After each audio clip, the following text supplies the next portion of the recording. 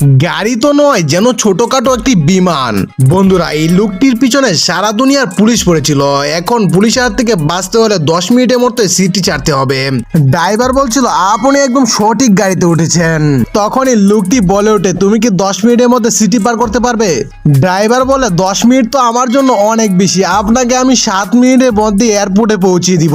আর ওইদিকে এক পুলিশ রাস্তার পাশে দাঁড়িয়ে স্পিড মাপছিল। তখনই ওমা, এটা কি হলো? স্পিড মেশিনই তো ফুটে গেল। সঙ্গে সঙ্গে সার্জেন্টকে জানানো হলো। সার্জেন্ট দেখতে পেল গাড়ির স্পিড প্রায় 360-এর উপরে। তখন সার্জেন্টের মাথা ঘুরে গেল। পুলিশ সার্জেন্ট বলতে লাগলো, যে করে হোক আজকে জরিমানা নিয়েই ছাড়বো। চালাক ড্রাইভার পুলিশের উপস্থিতি টের পেয়ে সঙ্গে সঙ্গে নাম্বার প্লেট চেঞ্জ করে দেয়। ড্রাইভার সঙ্গে সঙ্গে গাড়ির স্পিড এত বাড়িয়ে দিয়ে যে রাস্তায় এক পুলিশের জামা কাপড় সহ উড়ে চলে যায়।